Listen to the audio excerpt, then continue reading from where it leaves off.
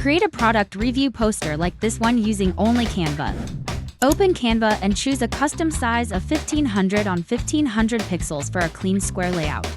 Start by uploading your product image and placing it in the center of the design.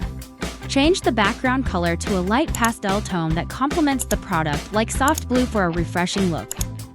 Then, go to Elements and add a square or rectangular frame over the product for a subtle border effect.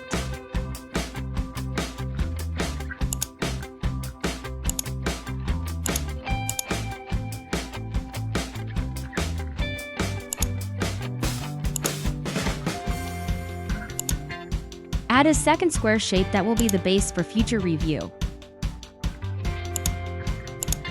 Next, go to the text section and add a subheading. Insert the review text and adjust the text structure by size and left alignment. To make the review pop, add a star shape.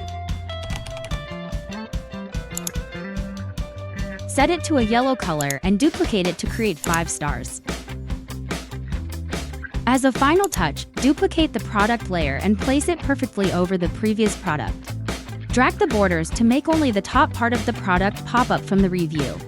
Click Download to save it in high resolution. This style is perfect for showcasing product reviews that attract customers.